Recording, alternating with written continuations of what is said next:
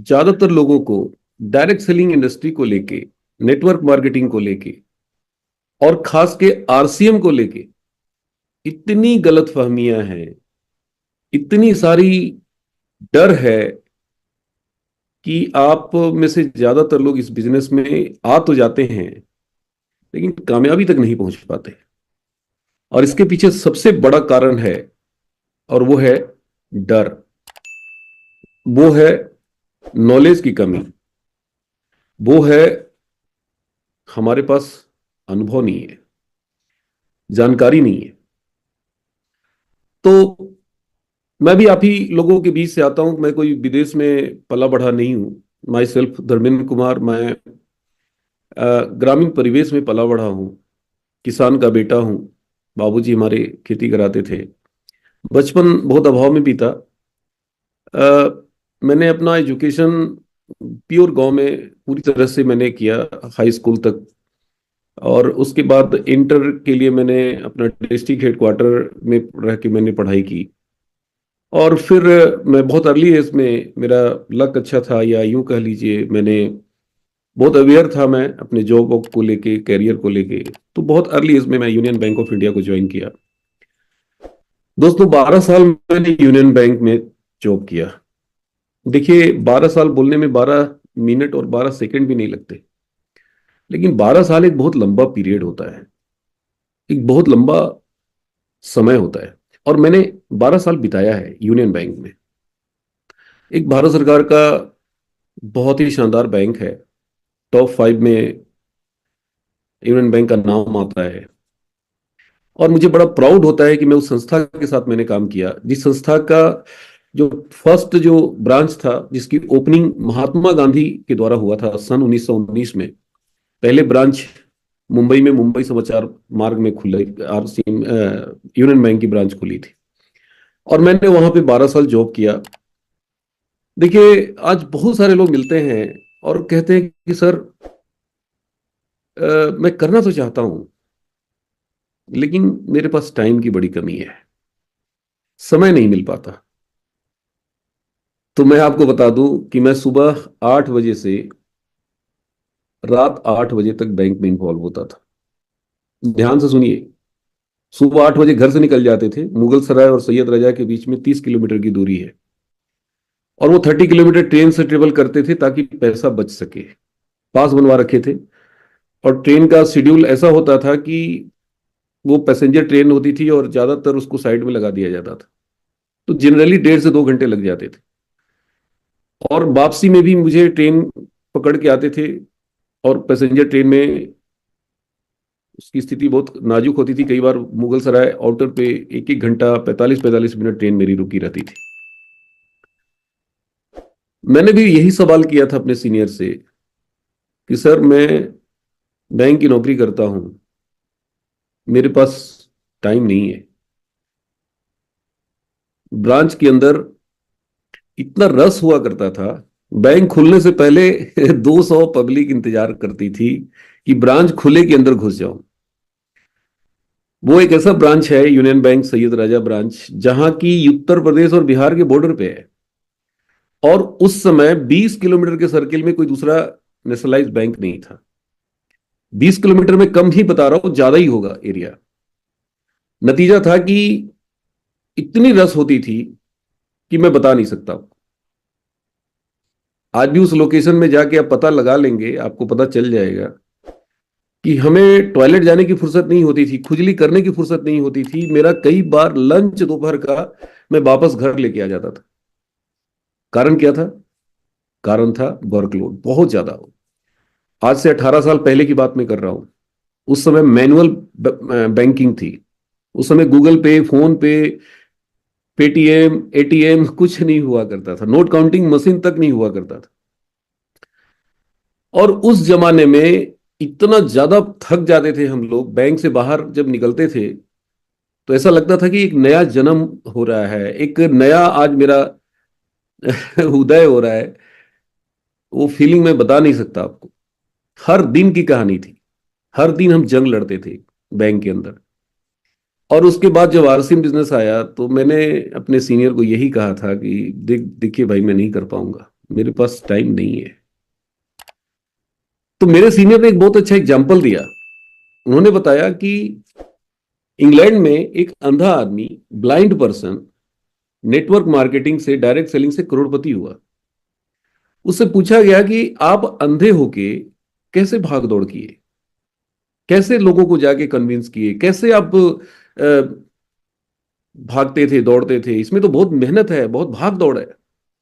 तो उस अंधे ने जवाब दिया कि मैं अंधा हूं, मैंने दो लोगों को ज्वाइन किया और दोनों आंख वाले थे।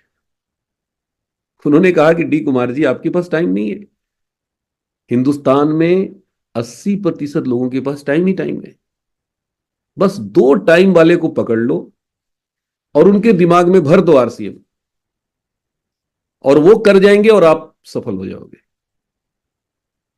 भाई साहब, ये जो आइडिया था ना, ये मेरे दिमाग में जो बत्ती थी ना, जो स्विच ऑफ था ना, हर इंसान के अंदर एक बत्ती होती है और उसका स्विच होता है, और वो ज्यादातर लोगों का स्विच ऑफ है। मेरा भी ऑफ था। मेरे सीनियर ने उसको बटन दबा दिया, क्लिक कर दिया, और बस यही कॉन्सेप्ट मेरे दिमाग में घुस गया। मैंने कहा यार, दो को तो मैं पकड़ ही सकता हूं। अगर इस धरती पर मैं दो को भी नहीं पकड़ पाया तो फिर तो लानत है। अगर दो भी हमारी बात पे भरोसा नहीं कर पाए तो फिर तो मेरा इस धरती पे आना ही बेकार है। और वहीं से मेरी कहानी शुरू हुई, और फिर पीछे मुड़ के मैं नहीं देखा। मेरे सीनियर ने एक और अच्छी बात बताई कि D Kumar ji, Osama bin Laden लोगों को मरने के लिए तैयार कराता है। सोचिए कितना बड़ा मोटिवेटर है कि लोग उसकी बातों में आके शरीर में बॉम्ब बांध के पूछते हैं कि बताओ कहां उड़ाना है। आप दो लोगों को कामयाब होने के लिए तैयार नहीं करा सकते, दो लोगों को सफल होने के लिए तैयार नहीं करा सकते, दो लोगों को कार में आने के लिए तैयार नहीं करा सकते, दो लोगों को आप बिल्डिंग में नहीं ला सकते। हर आदमी पैसे के पीछे भाग रहा है, हर आदमी बिल्डिंग में आना चाहता है, हर आदमी कामयाब होना चाहता है। बस दो ही को तो पकड़ना है। देखिए दोस्तों, ये बातें तो बड़ी अच्छी थी और बहुत आसान थी, लेकिन मैंने बीड़ा उठाया कि दो को तो मैं कामयाब बनाऊंगा, ये मैं कर सकता हूं। और वहां से मेरी कहानी शुरू हुई। मुझे याद है बीसी छाबड़ा जी की ट्रेनिंग पटना में थी, और उस ट्रेनिंग को अटेंड करने के लिए मैं पटना गया था। और उसमें बीसी सर ने एक बहुत अच्छी बात बताई कि इस बिजनेस को अगर अपने लिए करोगे तो नहीं कर पाओगे, और अगर दो लोगों की कामयाबी के लिए काम करोगे तो तुम इतनी ऊंचाई पे चले जाओगे कि जिसकी कल्पना नहीं कर सकते हो। उन्होंने एक कहानी के माध्यम से बताई थी, मुझे आज भी याद है। उन्होंने बताया था कि एक लड़की थी, वो अपनी आराध्य देव की पूजा करने के लिए जंगल से फूल तोड़ने गई, और वहां पे एक संत तपस्या कर रहे थे। लड़की देख नहीं पाई और उस संत को पैर से ठोकर मार दी, जिसकी वजह से उस संत की आंखें खुल गई। और क्रोध में उस संत ने उस लड़की को श्राप दे दिया। क्या दिया श्राप? कि ए लड़की, ए नादान लड़की, तू अंधी है, देख नहीं रही थी कि मैं तपस्या में लीन था, तेरी वजह से मेरी तपस्या भंग हुई है। मैं तुम्हें श्राप देता हूं कि तू जिस जिस लक्ष्य को पाने के लिए तू ये फूल तोड़ने आई है और पूजा करना चाहती है, तुम्हारा वो मुराद कभी पूरा नहीं होगा। तुम जीवन भर कुंवारी रहोगी, ये मेरा श्राप है। वो लड़की बहुत उदास होकर रोने लगी, बाबा से बहुत माफी मांगी, लेकिन बाबा क्रोधित थे। फिर वो आई, अपनी माता से अपनी सारी वृतांत उसने सुनाई। उसकी माँ ने कहा, घबरा मत, बाबा ने तुम्हें श्राप दिया है ना, मुझे थोड़ी दिया है। मैं तेरे लिए पूजा करूंगी, मैं तपस्या करूंगी। उसकी माँ ने तपस्या करना शुरू किया, पूजा करना शुरू किया। भगवान प्रकट हुए, बोले मांगो, तुम्हें क्या चाहिए। उसकी माँ ने कहा कि हे प्रभु, अगर आप मेरे ऊपर, आपकी कृपा है, मेरे से प्रसन्न है, मेरी तपस्या से, तो आप मुझे एक वर दीजिए। बोले बोलो क्या चाहिए। बोले मुझे वर दीजिए कि मुझे एक सुंदर सा दामाद चाहिए। बाबा, भगवान ने कहा बस, इतनी सी, लो मैं वर देता हूं, तथास्तु। अब इकलौती लड़की, उसकी वर मिलेगा तो किसको मिलेगा? लड़की को मिलेगा। ये कहानी उन्होंने बताई, बीसी सर ने। उन्होंने कहा कि जिस दिन आप अपने डाउनलाइन के लिए अपने आप को बलि चढ़ा दोगे, अपनी सारी इच्छाओं की बलि चढ़ा दोगे, अपने आराम की बलि चढ़ा दोगे, अपने स्वार्थ की बलि चढ़ा दोगे, अगर एक व्यक्ति को कामयाब बना दोगे, एक व्यक्ति को, तो फिर तुम कितनी ऊंचाई पे जाओगे इसका अंदाजा नहीं कर सकते। और दोस्तों, वो ट्रेनिंग मेरी जीवन की टर्निंग पॉइंट रही। मैं वहां से आया और मैंने संकल्प ले लिया कि अब प्रलय भी आ जाएगा तो भी मैं एक व्यक्ति की कामयाबी के लिए काम करूंगा, और एक नहीं, दो के लिए काम करूंगा। और वो मैंने शुरुआत की। मैं भूल गया कि मेरा क्या होगा। आज इंसान इतना कमजोर क्यों हो गया है? इतना डरपोक क्यों हो गया है? इतनी घबराहट क्यों होती है आरसीएम करने में? कारण क्या है? सबसे बड़ा कारण है कि इंसान अपने बारे में सोचता है। बीसी सर ने कहा था उस ट्रेनिंग में कि आज इंसान अगर 24 घंटे में 15 घंटा जागता है, अगर वो 18 घंटा जागता है, तो सोचता है। और सोचता है तो क्या सोचता है? सिर्फ अपने बारे में सोचता है, अपनी सफलता, अपनी कामयाबी के बारे में सोचता है, अपनी चेक के बारे में सोचता है, अपनी इनकम के बारे में सोचता है।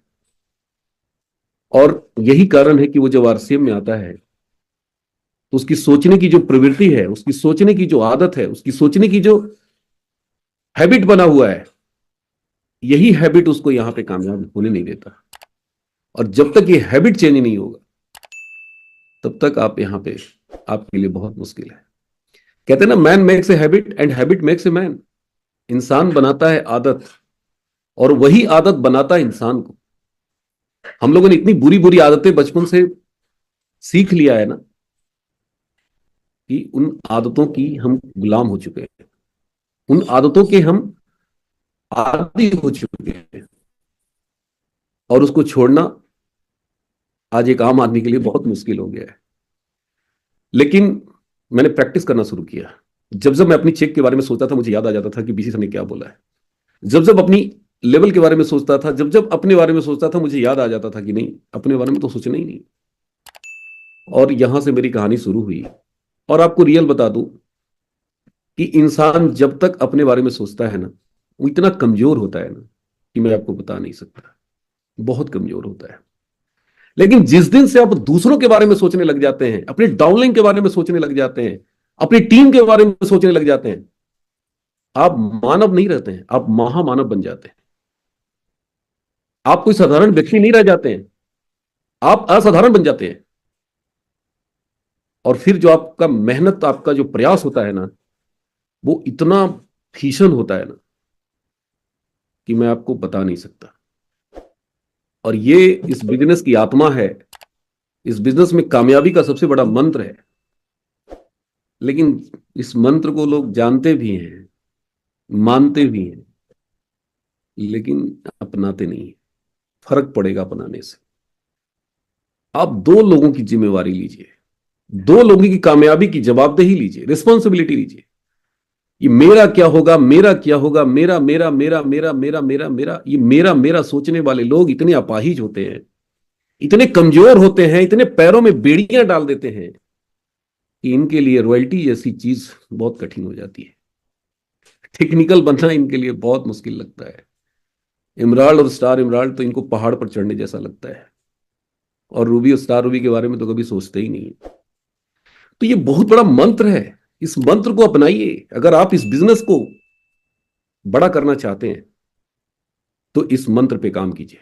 मैंने पार्ट टाइम इस बिजनेस में काम करना शुरू किया, पार्ट टाइम बैंक की नौकरी करते हुए। और मैंने बताया आपको कि कितना टफ जॉब था, आसान नहीं था। जॉब बहुत कठिन। आज मेरे को कोई बोलता है ना कि सर मेरे पास टाइम नहीं है, तो मैं अंदर से मुस्कुराता हूं। मैं कहता हूं बेटा तू किसको गोली खिला रहा है? जो भर भर के गोली खाया है, उसको क्या गोली खिलाएंगे आप? टाइम नहीं है आपको, अभी ज्ञान नहीं है। What are you doing, you don't know. आप क्या कर रहे हैं आपको पता नहीं है। क्या करना है आपको ये भी नहीं पता है। ना तो टाइम की कमी है, ना तो आदमी की कमी है, ना तो इस बिजनेस में फेल्यूर है। सफलता की गारंटी है यहां। मोदी जी बोलते हैं ना, गारंटी गारंटी बार बार बोलते हैं। मैं बोलता हूं आरसीएम में अगर ये इस तरह की गारंटी शब्द का इस्तेमाल हम लोग करने लग जाए ना, सारे के सारे लोग, कामयाबी की गारंटी है यहाँ। गारंटी है, गारंटी मैं बोल रहा हूं।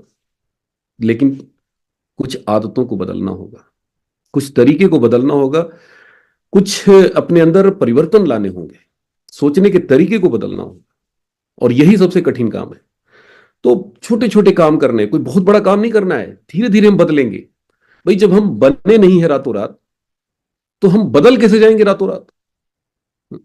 भाई हमें बनने में 40 साल लगे, 45 साल लगे, कोई 25 साल के हैं, कोई 30 साल के हैं, तो 30 महीना तो लगेगा बदलने में, 3 साल तो लगेगा वक्त। और मैं तो बोलता हूं कि कुछ लोगों को बदलने में 10 10 साल लग जाते हैं। जो जितना जल्दी अपने आप को बदलेंगे, आरसीएम बिजनेस में कामयाबी उनकी उतनी जल्दी आएगी। मैंने पहले दिन से अपने आप को बदलना शुरू किया, सारी ताकत मैंने अपने आप पर लगाया। बैंक से निकलने के बाद मेरी इच्छा होती थी कि यार छोड़ो, आज रहने देते, बड़ा थकान हो गया, चलो घर चलते, कल चलेंगे फील्ड में, कल जाएंगे प्लान दिखाने। लेकिन तभी दिमाग में आती थी बात की नो, पंडित जी कहते हैं अपनी टिप में, भूख भी होगी, खाना भी होगा, लेकिन खाने की इजाजत नहीं होगी। कौन, कोई बॉस थोड़ी होता है यहाँ। कौन मेरे को गाइड कर रहा था, कौन मेरे को कह रहा था कि धर्मेंद्र जी आपको 2 मीटिंग करना है, 2 लोगों से मिलना है? न तो मेरे अपलाइन मेरे साथ थे, न तो मेरी टीम थी मेरे साथ। जब मैं शुरू किया था मैं अकेला था। मेरा छोटा भाई आया था, ज्वाइन करा के चला गया, दोबारा आया ही नहीं, आज तक नहीं आया। लोग कहते हैं कि अरे अपलाइन का बड़ा रोल होता है। मैं बोलता हूं भैया, अपलाइन गाइड करता है, वो दूर से रास्ता दिखाता है, करना तो खुद ही पड़ता है। मैंने स्टार्ट किया, और मैं आपको बताऊं, मेरे को सिखाने वाला इमीडिएट अपलाइन कोई नहीं था। बाद में हमारी अपलाइन सुजीत सर से मेरी मुलाकात हुई, मैंने मीटिंग में देखा था, बाद में उनके मैं करीब गया। एक बार सुजीत सर के लिए तालियां बजा दीजिए।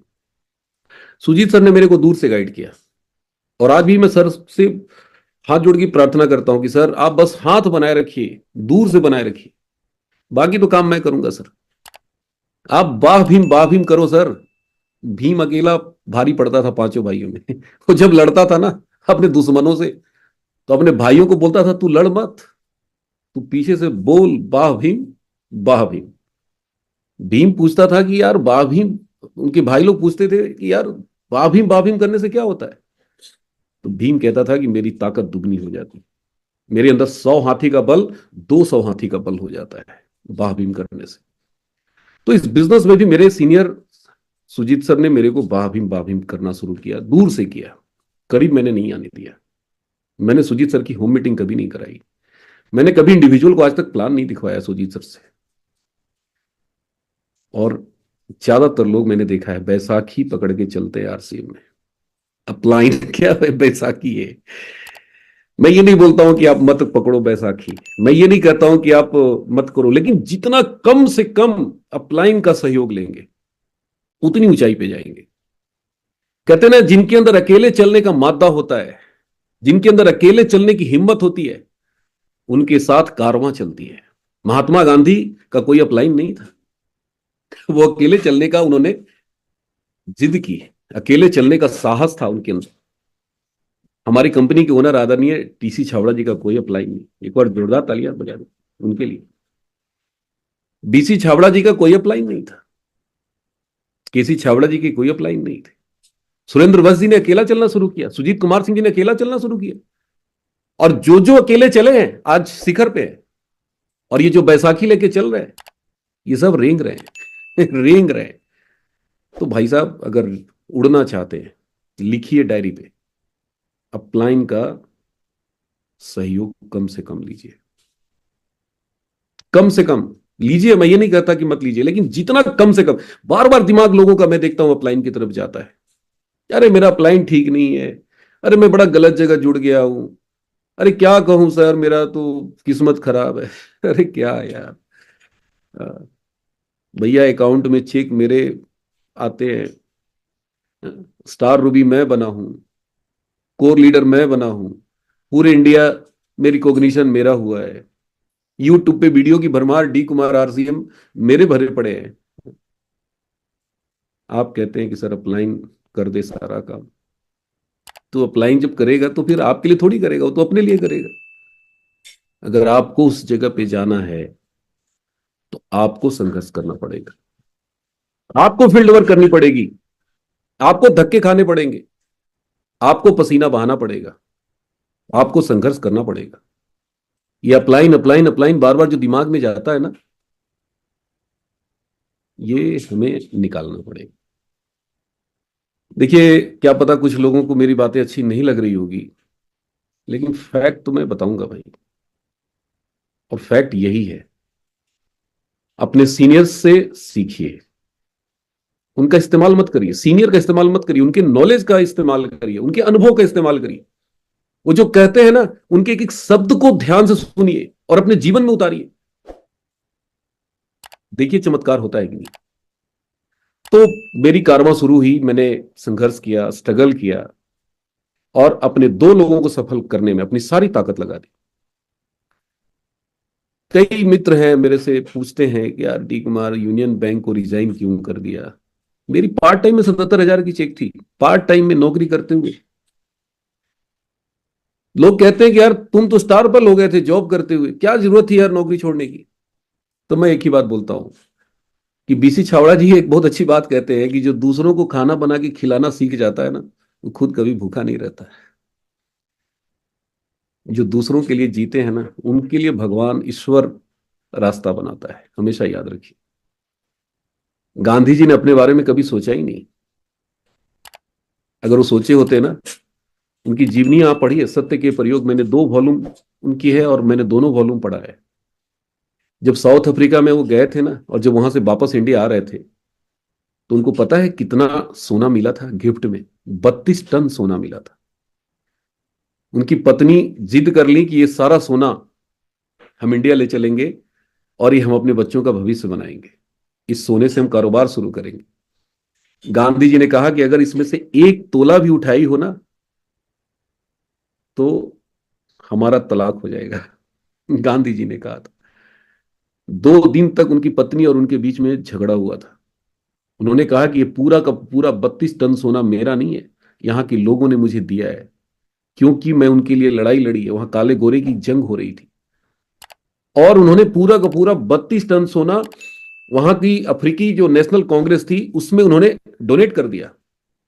बहुत लोगों को ये सब पता नहीं है, और जिनको पता नहीं है वही गांधी जी के बारे में अनाप शनाप बोलते रहते हैं, पता नहीं क्या क्या बोलते रहते हैं। 32 टन सोना समझते हैं? 32 तोला तो कोई छोड़ता नहीं जी, 32 ग्राम तो कोई छोड़ने के लिए तैयार नहीं है, पता नहीं मर्डर कर देते हैं लोग। और वो 32 टन सोना छोड़ के आए थे उस जमाने में, साउथ अफ्रीका से इंडिया में, और पूरी जिंदगी उन्होंने संघर्ष किया था। तो जीवन में आप ऐसे ऐसे लोगों की जीवनियां पढ़िए ना, बताया तो जाता है। दिक्कत क्या है, हम लोग पढ़ते नहीं है।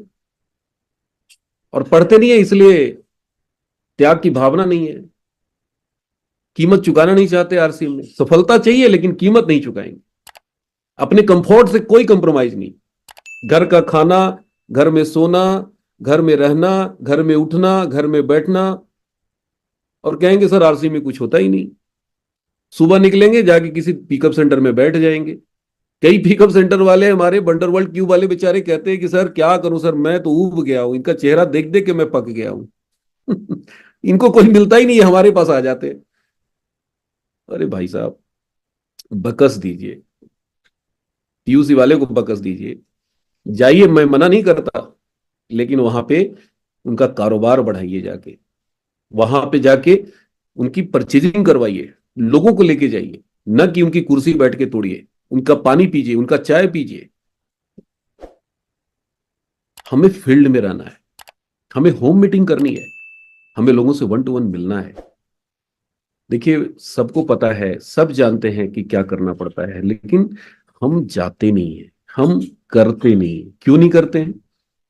डर है। पहला डर क्या है? सामने वाला ना कर दिया तो। कई लोग मेरे से कहते हैं कि सर हमें डर लगता है। क्या डर लगता है भाई?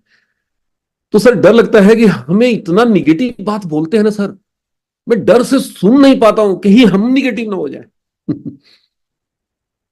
भैया एक चीज बताइए, आप चले हैं सांप पकड़ने। सांप क्या करता है, बड़ा जहरीला होता है। कई बार ऐसा डंक मारता है ना कि सपेरा ही मर जाता है। तो आप चले हैं सांप पकड़ने, और सांप के जहर से अगर आपको डर लगता है, तो आप तो भैया सपेरा नहीं बन पाओगे। आपको सपेरा बनना है। तो सपेरा क्या करता है, वो ये सोच के जाता है कि ये डंक मारेगा और मारेगा तो जहर भी चढ़ेगा। हमें उस जहर से बचना है। तो अपने आप के अंदर इतनी ताकत पैदा करनी पड़ेगी, इतना गट्स पैदा करना पड़ेगा कि हमें हर हाल में फील्ड में रहना है, लोगों की ना सुनने की आदत डालनी है, लोगों से टकराना है। मैं तो ढूंढता हूं यार, रियल में बता रहा हूं, मैं ढूंढता हूं कि कोई तो मिले जो मेरे से निगेटिव बात करे। और ये आज की बात नहीं कर रहा हूं, right from very first day. मुझे लोगों से ना सुनने में बड़ा मजा आता है। और आज की बात नहीं कर रहा हूं, राइट फ्रॉम फर्स्ट डे। अरे हमें पता चल चुका है कि आरसीएम में सफलता की अंबार है। हम देख चुके हैं, हर दिन यहां पे कोर लीडर आ रहे हैं, हर दिन यहां पे सफल लोग आ रहे हैं।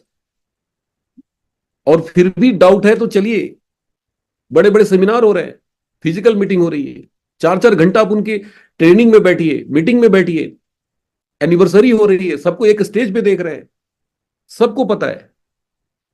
लेकिन फिर भी हम क्या हो रहे हैं, चिंता में डूबे हुए, घबराहट है, डर है। तो इन सब चीजों से निकलिए। कहते हैं ना कि जीवन में जिस दिन आपको सफलता दिख जाएगी ना, जिस दिन आपको कामयाबी दिख जाएगी ना, ये सब चीजें आपसे दूर हो जाएगी। ना आप काम करने में थकेंगे, ना आपको नींद आएगी रात में, ना आप चैन से रहेंगे। आपके दिमाग में बस एक ही नशा होगा, और वो नशा है काम। काम काम काम क्या है यार, यहाँ फावड़ा चलाना है क्या? लोग कहते हैं सर बड़ा मेहनत है आरसी में। मेरे को 18 साल हो गए, आज तक मैं यही नहीं पता लगा पाया कि इसमें मेहनत क्या है। अरे भाई साहब, मेहनत तो हम यूनियन बैंक में काम करते थे। कई मीटिंग सेमिनार में मैंने बोला है कि मैं गधे की तरह काम किया करता था बैंक में, गधे की तरह। ध्यान से सुनिए, सुबह बैंक में घुसते थे ना, कब शाम हो जाता था ना पता नहीं चलता था। इतना मेहनत हमने किया है, और एक दिन नहीं किया है, एक हफ्ते नहीं किया है, 12 साल किया है भाई साहब। और यही कारण है कि आरसी में हमें कभी मेहनत नहीं लगा। जो आदमी कभी काम किया ही नहीं है, आज ज्यादातर आरसी में ऐसे ही लोग हैं। आज ज्यादातर ऐसे ही लोग हैं। ध्यान से सुनिए मैं क्या बोल रहा हूं, बुरा मत मानिएगा, सच्चाई बड़ी कड़वी होती है। जो कभी मेहनत किया ही नहीं है, अब उसको बताया जाता है सर आरसी में प्लान दिखाओ। अब उसको प्लान दिखाने में बड़ा मेहनत सर, लिखना पड़ता है, बड़ा हार्ड काम है। अरे भाई साहब, बैंक में मैं कितना लिखता था आपको पता है?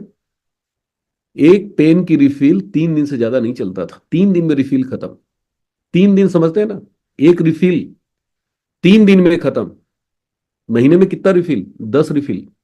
12 साल में कितना रिफिल खत्म किए होंगे? 120 रिफिल खत्म किए होंगे। भगवान कसम, आरसीएम में पिछले 18 साल में ना 10 रिफिल खत्म नहीं किए। मुझे झूठ बोलना नहीं आता। 10 रिफिल खत्म नहीं किए प्लान दिखाने में, स्टार रूबी बन गए। 120 रिफिल जिस दिन खत्म कर देंगे ना, इस हिंदुस्तान में खड़ा होने के लिए लोगों को मेरे सामने ना 10 बार सोचना पड़ेगा। 12 साल जितना बैंक ने काम करवाया है ना, मैं उसकी बात बता रहा हूं आपको। और आप कहते हैं कि मेहनत है। अरे मैं बता रहा हूं भाई साहब, मैंने 10% भी काम नहीं किया जितना बैंक ने मेरे से करवाया।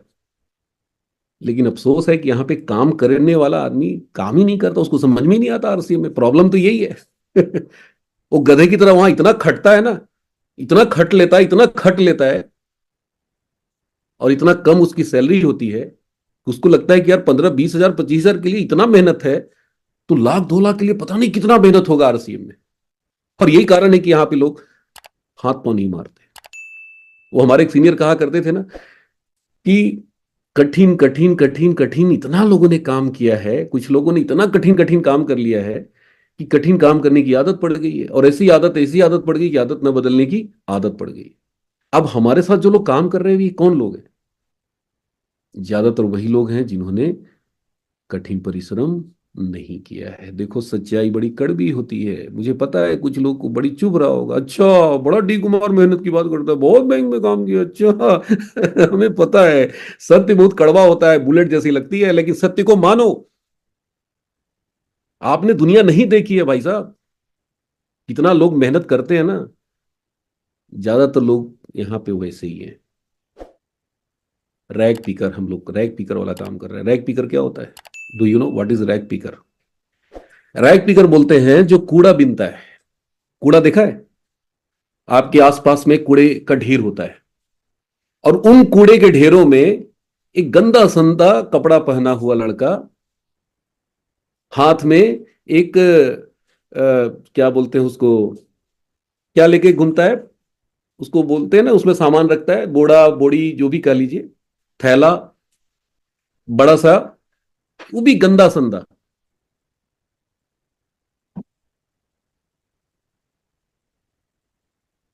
अब सोचिए कूड़ा में वो क्या छांटता है। लोग कूड़ा क्यों फेंकते हैं? किसी काम की चीज नहीं होती, उसको लोग कूड़े में डाल देते हैं। और कूड़ा में से वो लड़का गंदा संदा कपड़ा पहना हुआ क्या छांटता है? वो अपने काम का चीज छांटता है। उसको बोलते हैं रैग पीकर। अभी आप में से ज्यादातर लोग रैग पीकर वाला काम कर रहे हैं। देखो मैंने क्या किया, मैं स्टेट बैंक के चीफ मैनेजर एसपी वर्मा साहब को पकड़ा। मुझे पता था कि यार ये आदमी जिस दिन चल पड़ा ना तूफान खड़ा कर देगा। मैंने यूनियन बैंक के राजकुमार जी को पकड़ा, मैंने अजीत प्रताप सिंह जी को पकड़ा, ऑलरेडी पहले से अच्छे खासे फैमिली से हैं। मैंने सुशील कुमार सिंह को पकड़ा, जेट एयरवेज में जॉब करते थे, आज रूबी अचीवर है। मैंने पकड़ा नीरज कुमार सिंह जी, संजीव कुमार सिंह जी, बड़ी बड़ी हस्तियों को मैंने पकड़ा। मैं रैग पीकर वाला काम मुझे पता था। ये रैग पीकर बन के करेंगे ना तो जिंदगी बीत जाएगी, दाल रोटी मुश्किल हो जाएगा। तो रैग पीकर वाला काम नहीं करना है हमें। हमें बड़े लोगों के पास जाना है, हमें सक्सेसफुल लोगों के पास जाना है, हमें उन लोगों के पास जाना है जो पहले से जिनका इनकम आ रही हो, जो अच्छे लेवल पे हो, अच्छे घर से हो। देखो इसको अन्यथा मत लेना।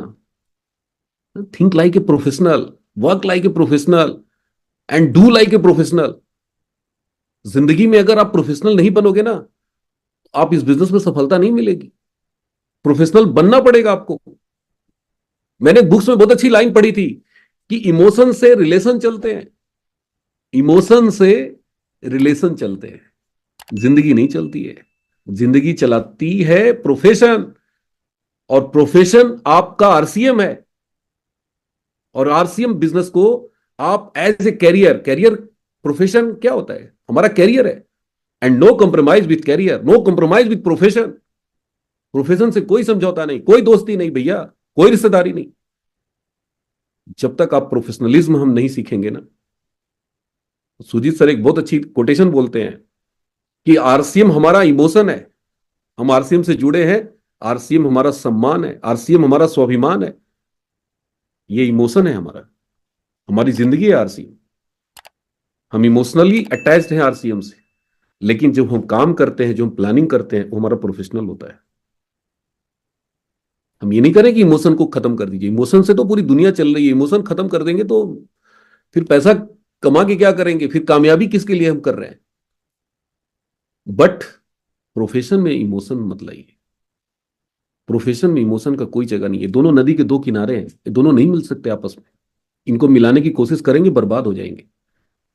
बहुत इंपॉर्टेंट चीज मैं बता रहा हूं, जब काम करना होता है ना, तो मेरे बेटे का भी फोन आता है तो मैं रिसीव नहीं करता, मेरी वाइफ का भी फोन आता है ना मैं रिसीव नहीं करता, मेरी माता जी का फोन आता है मैं रिसीव नहीं करता। मेरे लिए काम टॉप प्रायोरिटी है, सबसे इंपॉर्टेंट है काम। अभी मैं मीटिंग कर रहा हूं तो सिर्फ मीटिंग कर रहा हूं। No, no relation, no compromise with my profession, कोई समझौता नहीं। सतीश पंडित जी अपनी टेप में बोलते हैं कि हम लोग बड़े इमोशनल हैं, हर जगह इमोशंस को ले आते हैं। वो कहते हैं कि एक लड़का विदेश पढ़ने जाता है, यहां उसकी मौसी की बेटे की शादी है, आएगा शादी अटेंड करने, संध्या दीदी थोड़ा बोलो आप भी। नहीं आएगा आवाज। मैडम, नहीं आएगा।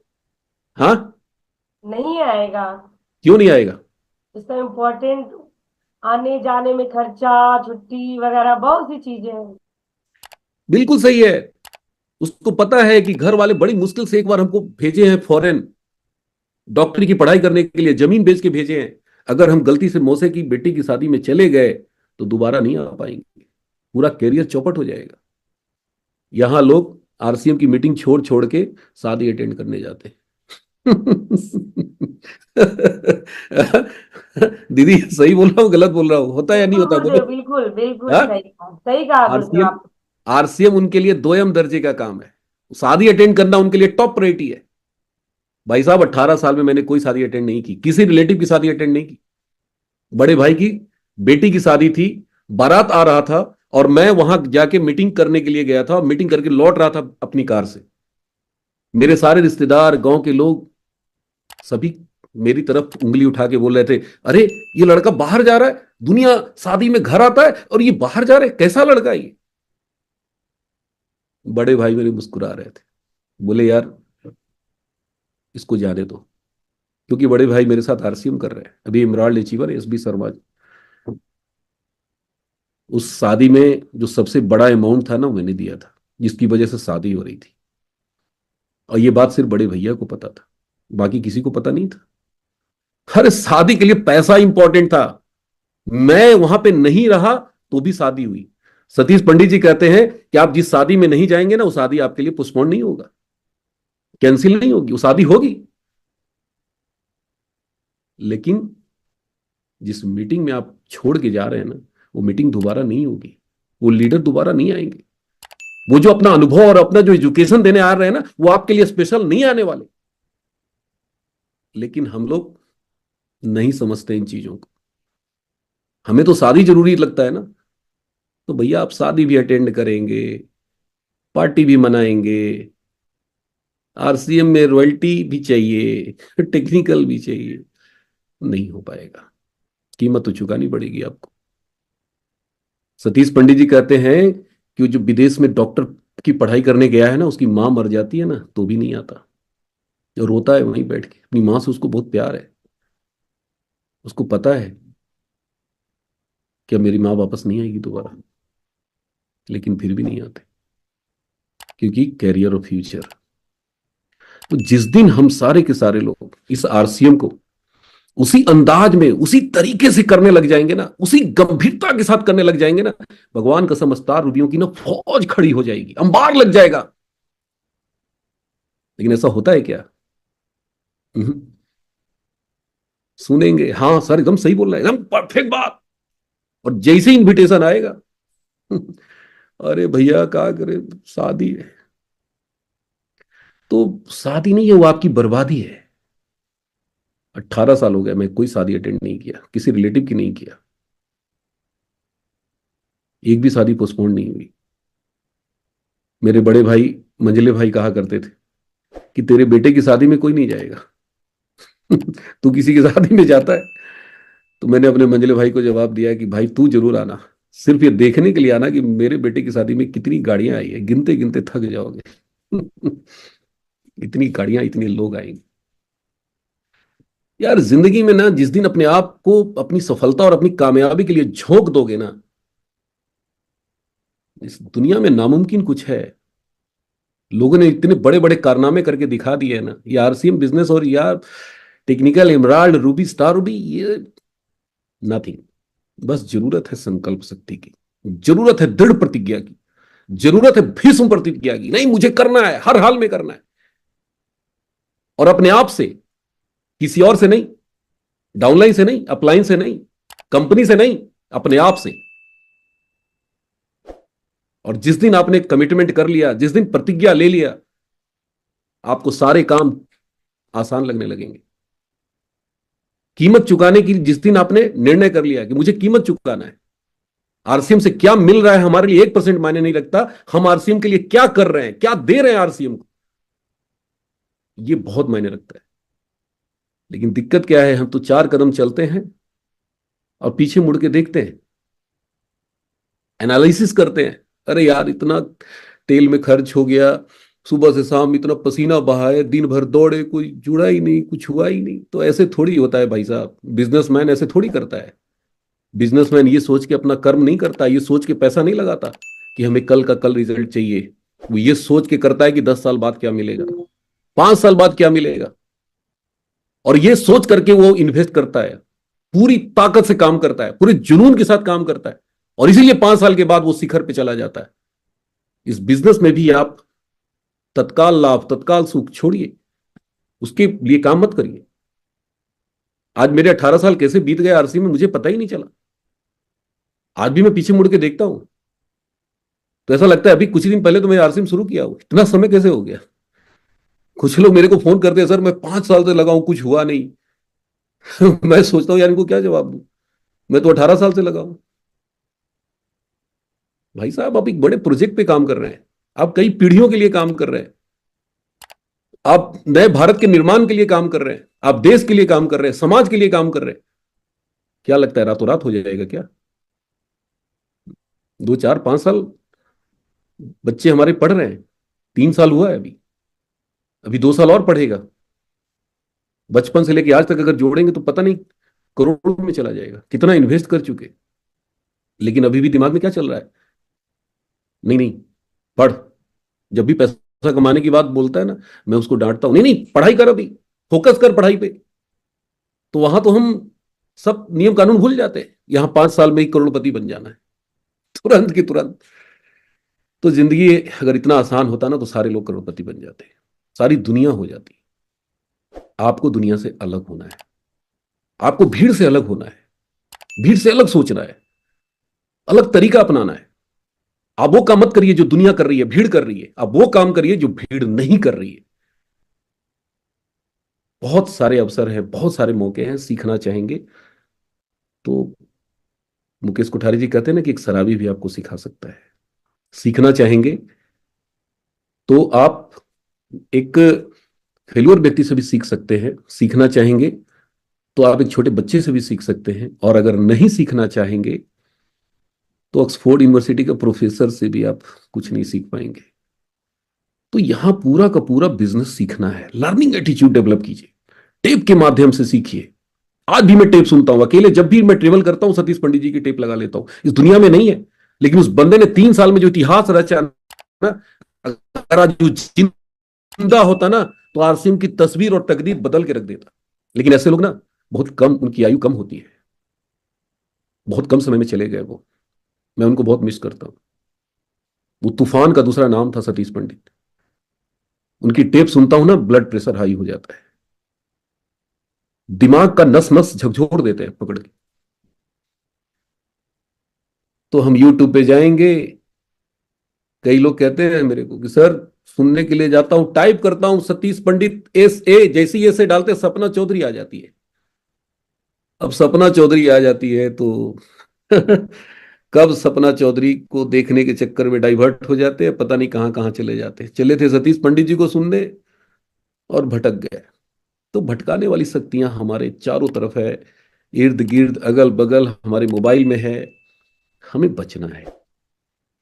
अर्जुन की निगाह जैसे मछली की आंख थी, वैसे आप अपनी निगाह, मिशन मार्च चल रहा है, पिन चेंज करना है, लेवल चेंज करना है, पहला टारगेट बनाइए। बहुत सारे लोग मेरे वाइटल पे हैं, ओपनर पे है, पिछले 3 साल से ओपनर पे ही है। ईगल पे है तो 3 साल से ईगल पे है। 2 साल से पता चला कि वो 2 साल पहले फाउंडर गोल्ड हुए थे, अभी भी फाउंडर ही लगा हुआ है। अरे भैया कंपनी ने सारे टर्म्स कंडीशन हटा दिए, अब फाउंडर का सिस्टम खत्म हो गया। अब एक बार गोल्ड कीजिए, गोल्ड का पिन मिलेगा, पिन लगा के घूमिए। एक बार आपने स्टार गोल्ड कर लिया, स्टार गोल्ड की पिन मिलेगी। एक बार अगर प्लेटिनम कर लिया, प्लेटिनम की पिन मिलेगी। एक बार स्टार प्लेटिनम कर लिया, स्टार प्लेटिनम की पिन मिलेगी। कोर की मीटिंग में हमारे सीनियर कंपनी तैयार नहीं थे फाउंडर हटाने के लिए, लेकिन हमारे जैसे कुछ कर्मठ लोग और भी हैं कोर में, हम लोगों ने एकदम से बिल्कुल कहते ना बगावत कर दिया कि सर हटाना पड़ेगा ये रूल। क्योंकि मुझे याद है कि जब मैं पहली बार सुजीत सर को इमराल्ड का पिन लगाए हुए देखा था, मैं पागल हो गया था कि यार मुझे पिन लेना है। मैंने पूछा सर ये पिन कैसे मिलेगा, तो सर मुस्कुरा रहे थे, बोले बिजनेस करना पड़ेगा। कितना करना पड़ेगा, बोले 44 लाख पीवी करना पड़ेगा। मैंने कहा सर मैं करूंगा, ये इमराल्ड की पिन मुझे चाहिए। उस पिन ने मुझे मेरे को पागल कर दिया था, रातों की नींद उड़ा दिया था। मुझे आज भी याद है, star platinum pearl, star pearl का पिन इतना खूबसूरत लगता था ना। देखते थे अपने सीनियर को लगाए हुए तो मैं पागल हो जाता, सर स्टार प्लेटिनम पहले करेंगे तब तो इमराल्ड करेंगे। और वो पिन इतना टफ कर दिया गया था कि हमारे भाई लोग एक बार मर्द खप के कर तो रहे थे, लेकिन दोबारा वो भूल ही जा रहे थे कि गोल्ड भी है। दोबारा वो भूल ही जा रहे थे कि स्टार गोल्ड है। पिन क्या करता है, हमें याद दिलाता है कि हम टेक्निकल अचीवर हैं, हम पर्ल अचीवर हैं। और इस पिन की वजह से बहुत नुकसान हुआ है आरसीएम का। देखिए मैं खुद ये निगेटिव शब्द है, लेकिन मैं आप लोग के बीच में बोल रहा हूं, और इसीलिए हम लोगों ने लड़ाइयां लड़ी, स्पेशल लड़ाई लड़ेगी, नहीं सर ये हटाना पड़ेगा रूल। और कंपनी को एहसास कराए, सीनियर्स को एहसास कराए, और सभी सीनियर्स ने माना इस चीज को। और इतनी बड़ी ये चीज, इतनी बड़ी बाधा दूर करवाया ना, जिसकी आप कल्पना नहीं कर सकते। तो ये मौका है, मार्च, मिशन मार्च, तोड़ दीजिए सारी बाधाओं को, चेंज कीजिए अपने लेवल को, पिन अचीव कीजिए, अपने सीने पे लगा के घूमिए। फिर देखिए आपकी चमत्कार आपके अंदर कितना जबरदस्त होता है, आपकी शक्ति में कितनी जबरदस्त जागृति आएगी, आपके शब्दों में गजब की ताकत आएगी। तो मौका है, अवसर है, चूकना नहीं है। मेरे ख्याल से टाइम अलाउ नहीं कर रहा है, बातें बहुत है, आप सुनते रहेंगे, पूरी रात में करता रहूंगा। हर दिन इतना संघर्ष किया हूं ना कि एक एक दिन की अगर वाक्य मैं बताने लग जाऊंगा ना, तो इतनी मोटी मोटी किताबें लिख दी जाएगी। एक एक दिन की बात मैं बता रहा हूं। पंडित जी कहते हैं ना कि आपको सब कुछ मिले, लेकिन आसानी से ना मिले। आसानी से ना मिले।